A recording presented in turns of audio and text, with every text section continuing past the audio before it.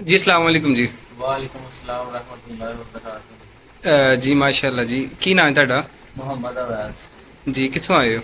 Basra colony. ਬਸਟਾ colony ਚੋਂ।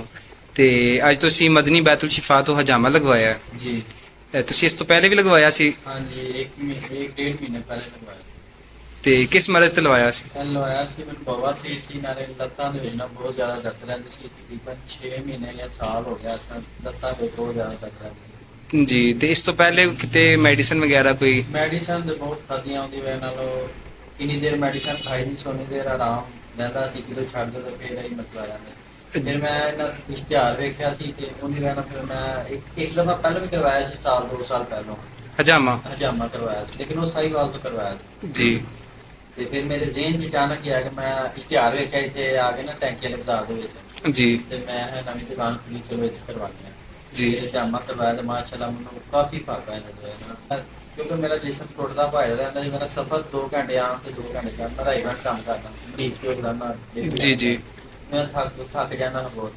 ਤੇ ਹੁਣ ਮਾਸ਼ਾਅੱਲਾ ਮੈਂ ਅੱਗੇ ਨਾਲੋਂ ਕਾਫੀ ਆਪਣੇ ਆਪ ਨੂੰ ਫਾਇਦੇਮੰਦ। ਅੱਛਾ, ਇੱਕ ਡੇਢ ਮਾਹ ਤੁਸੀਂ ਪਹਿਲੇ ਲਗਵਾਇਆ ਸੀ ਤੇ ਤੁਸੀਂ ਆਪਣੇ ਆਪ ਨੂੰ ਬਿਹਤਰ ਮਹਿਸੂਸ ਕੀਤਾ ਜੀ ਤੇ ਜੀ ਅੱਜ ਬਿਲਕੁਲ। ਫਿਰ ਤੁਸੀਂ ਲਗਵਾਇਆ। ਹਾਂਜੀ ਫਿਰ ਜ਼ਾਹਿਰ ਨਾਲ ਮਹਿਸੂਸ ਕੀਤਾ ਅੱਛਾ, ਤੇ ਫਿਰ ਨੂੰ ਲਗਵਾਇਆ, ਨਹੀਂ ਤੇ ਨਾ ਹੁੰਦਾ ਤੇ ਮੈਂ ਕਹਿੰਦਾ ਨਹੀਂ ਫਰਕ। ਤੇ ਹਜਾਮਾ ਮੁਤਲਕ ਤੁਸੀਂ ਕੀ ਕਹੋਗੇ ਆਵਾਮ ਨੂੰ? ਮੈਂ ਬਾਮ ਮੈਂ ਕਹਿਣਾ ਚਾਹਨਾ ਕਿ ਤੁਸੀਂ ਵੀ ਆਓ, ਨਾਲੇ ਸੁਨਨਤ ਦੀ ਸੁਨਨਤ ਹੈ, ਨਾਲੇ 70 72 ਬਿਮਾਰੀਆਂ ਦੀ ਸ਼ਿਫਾ ਹੈ ਇਹਦੇ ਵਿੱਚ ਮਾਸ਼ਾਅੱਲਾ। मदनी बैतुल शिफा एंड हिजामा सेंटर मुरीद के। नब्ज आप दिखाएं, मर्ज हमसे पूछें, इलाज बजरिया गजा। आपकी गजा ही आपकी दवा है। मरीज मरीज को पहली दफा फ्री गजाई मशवरा और गजाई चार्ट दिया जाता है। इलाज बिलगजा और हिजामा के जरिए मैदा, जिगर, गुर्दे के अमराज, कोलेस्ट्रोल, बवासीर, जोड़ों के दर्द, बेऔलादी, जनाना मर्दाना बीमारियों का इलाज किया जाता है।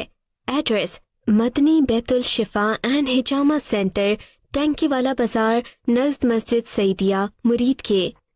माहिर इलाज बिल ग़िज़ा हकीम मलिक मुश्ताक अहमद कादरी, शागिर्द खास हकीम मोहम्मद रफ़ीक शाहीन साहिब। नोट: नब्ज चेक करवाने के लिए सुबह का पहला पूरा पेशाब किसी साफ शफाफ बोतल में डालकर साथ लेकर आएं और फोन पर टाइम लेकर ही आएं। WhatsApp number 0324 400 3839।